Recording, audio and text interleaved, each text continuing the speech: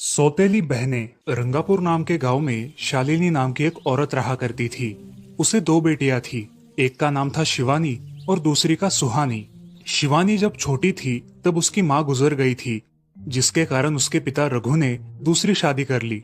मगर उनका भी कुछ सालों में बीमारी की वजह से देहांत हो गया और इसी वजह से शिवानी के मन में उसकी माँ और बहन के प्रति प्रेम उत्पन्न नहीं हो पाया। शिवानी और सुहानी में हमेशा झगड़ा हुआ करता था।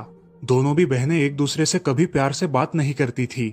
शालिनी ये सब देख बड़ी चिंता में रहा करती थी। ऐसे ही एक दिन, शिवानी सुहानी, चलो आ जाओ, खाना खा लो। हाँ माँ आई। हाँ माँ, मैं भी आई।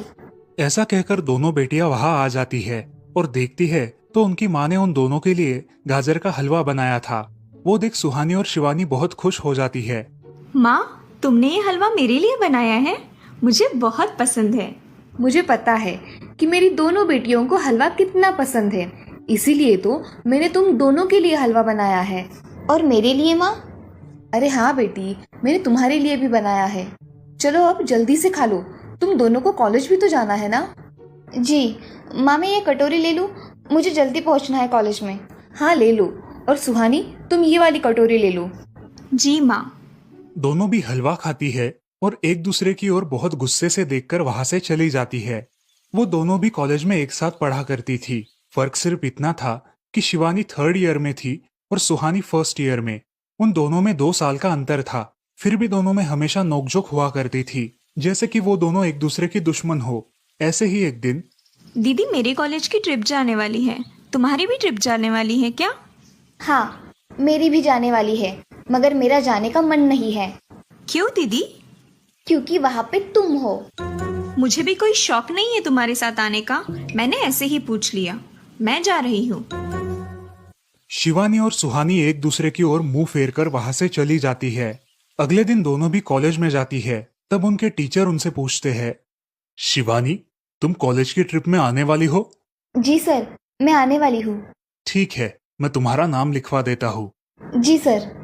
ऐसा बोलकर टीचर ट्रिप के लिए जाने वाले विद्यार्थियों की लिस्ट बना लेते हैं। घर आकर शिवानी और सुहानी ये बातें अपनी माँ को बताती है। सुहानी, शिवानी, तुम दोनों ट्रिप के लिए जा रही हो, मगर वहां जाके झगड़ा मत करना, नहीं तो ट्रिप पे जाने की कोई जरूरत नहीं है। नहीं माँ, हम झगड़ा नहीं करेंगे। हाँ माँ, हम झगड़ा नहीं करेंगे। तो फिर ठीक है, तुम दोनों जाओ। ये लो ट्रिप के लिए पैसे, और बाकी के ये तुम्हारे पास ही रखना। माँ, हम कल जाएंगे और 2 दिन के बाद वापस आएंगे। ठीक है, चलो अब सो जाते हैं, कल तुम दोनों को निकलना है। अब वो सब खाना खाकर सो जाती है।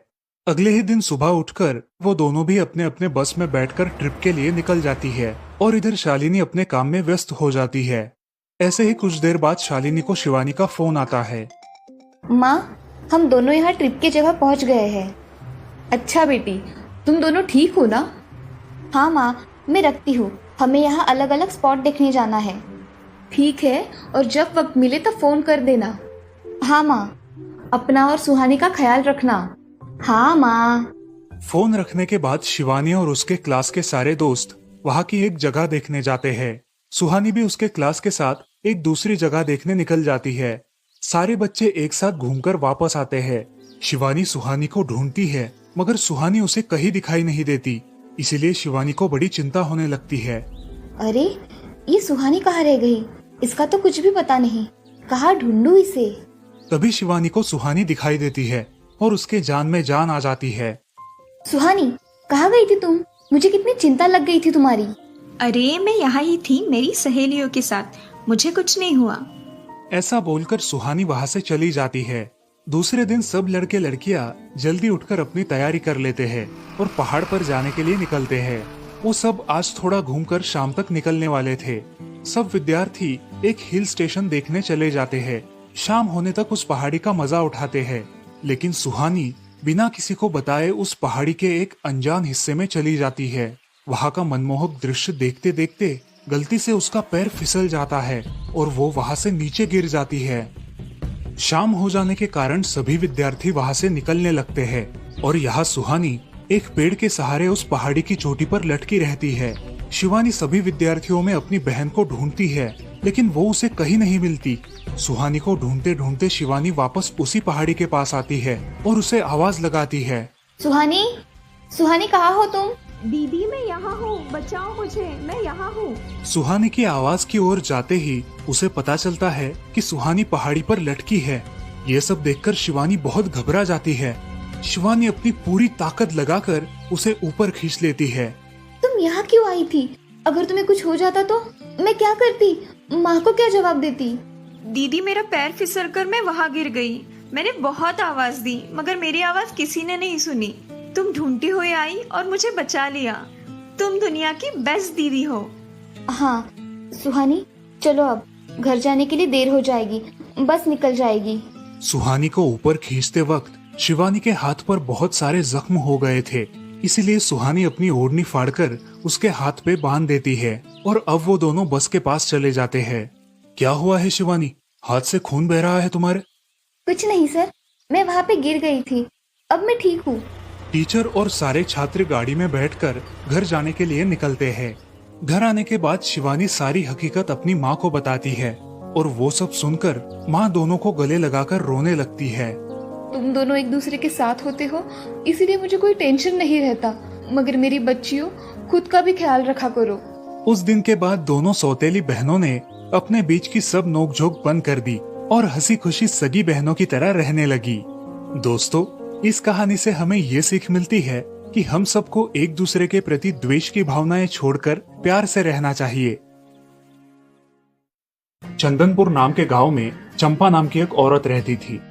पति, 2 बच्चे और एक बेटी, ऐसा उनका पूरा परिवार था। उसका पति श्रीधर पोस्ट ऑफिस में जॉब करता था। उसके कमाई से ही घर चलता था। चंपा ने अपने घर के सामने एक छोटी सी दुकान खोल के रखी थी। उससे उसे जो भी मुनाफा होता वो अपनी बेटी की शादी के लिए जमा करके रखती। ऐसे ही बहुत दिन बीत जाते हैं। अब बच्चे भी बड़े हो जाते हैं। बड़ा बेटा अशोक डॉक्टर और छोटा बेटा रवि वकील बन जाता है और दोनों अपनी ट्रेनिंग पूरी करने लगते हैं। एक दिन उनकी बहन ज्योति के लिए एक अच्छा रिश्ता आता है और ज्योति की शादी पड़ोस के गांव के सरपंच जी के बेटे से हो जाती है। ज्योति बहुत ही कामचोर और गुस्सा करने वाली होती है। इसी कारण उसके ससुराल से उसे निकाल दिया जाता है। वो अपने पति को लेकर अपने मायके रहने आती है। अब चंपा का जमाई दुकान चलाता है और चंपा और ज्योति आराम से वहाँ रहती है। अरे ज्योति, जरा अपने कामचोर पति को कुछ काम करना क्यों नहीं सिखाती हो? कुछ काम का नहीं है वो। अरे हाँ माँ, उनके पिताजी ने तो उन्हें ही घर से निकाल दिया और हमारे माथे मर दिया। जाने दो, पति है। माँ और बेटी इसी तरह तानेबाजी करती रहती।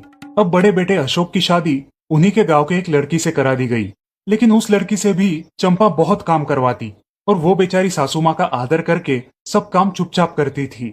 एक दिन वो काम करके थक गई और एक जगह पर बैठ गई। ए कामचोर कमला, इतना सारा काम पड़ा है घर में, क्या वो तुम्हारा बाप आके करेगा? चलो उठ, काम कर। हाँ हाँ माँ जी, करती हूँ। ऐसा कह के कमला अपने काम पर लग जाती है और सारा काम खत्म कर देती है। चंपा अपने बेटे अशोक से घर आने के बाद चुगलियां किया करती थी। अशोक घर आकर कमला को बहुत भला बुरा कहता और कभी कभी तो उस पर हाथ भी उठाया करता था। ये सब रवि देखा करता था और रवि को बहुत बुरा लगता था। अशोक मारने आता तो रवि बीच में पड़ जाता और माँ बाप को डांटता था और वही झगड़ा खत्म हो जाता था। ऐसा बहुत दिन चलता रहा। रवि को रंजना नाम की एक लड़की बहुत पसंद थी, जो कि एक न्यूज रिपोर्टर थी। क्या तुम मुझसे शादी करोगी? मुझे तुम बहुत पसंद हो। हाँ, मगर रवि, तुम्हारे घर में तुम्हारी माँ का बर्ताव मुझे बिल्कुल पसंद नहीं है, इसीलिए पहले तुम इसका कोई हल निकालो। अरे रंजना, मैं हूँ ना तुम्हारे साथ, तुम्हें टेंशन की क्या बात है? मगर रवि, तुम भी अगर मुझे मारने पीटने लगे तो मैं तुम्हें कोर्ट में खींचूंगी। अरे हाँ बिल्कुल, वो तो तुम्हारा अधिकार है। अगले दिन रवि अपने घर में रंजना के बारे में बताता है। रवि की माँ चंपा उसे साफ मना कर देती है। रवि, तुम्हें कुछ समझ आता है या नहीं? अपनी बिरादरी की लड़की से शादी करो बेटा। इस घर में ये आखिरी शादी है और मेरे भी कुछ अरमान है बेटा। अजय, आप कुछ कहते क्यों नहीं? हाँ बेटा, तुम्हारी माँ सही कह रही है, तुम इसकी बात मान जाओ बेटा। नहीं पापा, मैं शादी करूंगा तो सिर्फ रंजना से, वरना मैं शादी नहीं करूंगा।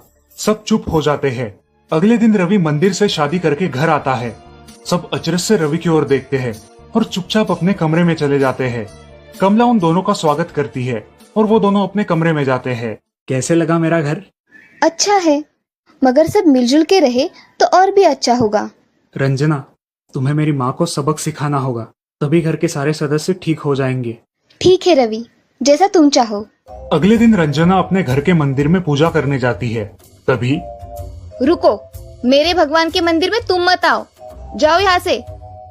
ये कहकर सास रंजना को वहाँ से भगा देती है और घर के किसी भी काम को करने से मना कर देती है।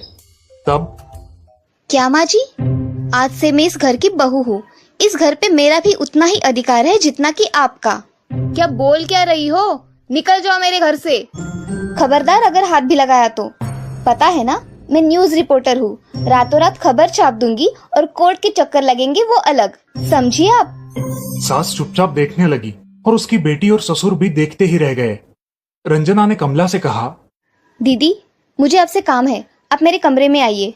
और हाँ, आज से खाना ज्योति दीदी आप बनाएंगी। अरे माँ, तुम कुछ बोल क्यों नहीं रही हो? ये मुझे काम करने को बोल रही है। अजी सुनते हो, चलो मेरी मदद करो। हाँ आता हूँ। ज्योति किचन का काम करने चली गई और सास बाहर का काम करने लगी। रंजना कमला को लेकर अपने कमरे में गई और उससे कहा, कमला दीदी, आप कुछ कहते क्यों नहीं? आप चुपचाप सह लेती हो, उसका ये नतीजा है। अब देखो दीदी कैसे काम कर रही है। आप कुछ काम करती थी क्या शादी के पहले?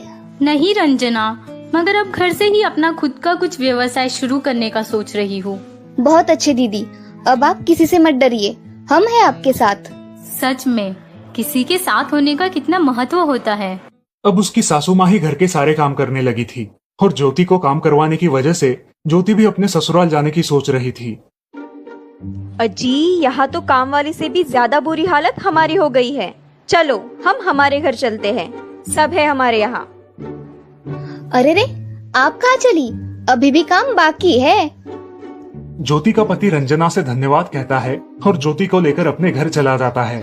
अब सासू माँ एक दिन पूरा काम करके इतना थक जाती है कि उसके बदन में बहुत दर्द होने लगता है। तब दोनों बहू सास के पास चली आती है और एक बहू सास के पैर दबाती है तो दूसरी बहू सर दबाती है। सासू माँ उठकर रोने लगती है। मुझे माफ कर दो मेरी बेटियों, अब से कभी ये गलती नहीं होगी। सास को उसके किए पर पछतावा होता है और ये देखकर घर के सभी सदस्य बहुत खुश हो जाते हैं। रवि और रंजना भी बहुत खुश होते हैं। वाह बहू, जो आज तक नहीं हुआ वो तुमने करके दिखाया। बहू हो तो ऐसी। रंजना अपने बर्ताव के बदले माफी मांगती है और अब सब लोग खुशी खुशी रहने लगते हैं। तो दोस्तों, इस कहानी से हमें ये सीख मिलती है कि हम सब मिलके परिवार बनता है और हम सब परिवार का महत्वपूर्ण अंग होते हैं। परिवार के काम मिल बांट कर करना ये हमारी वैयक्तिक जिम्मेदारी है।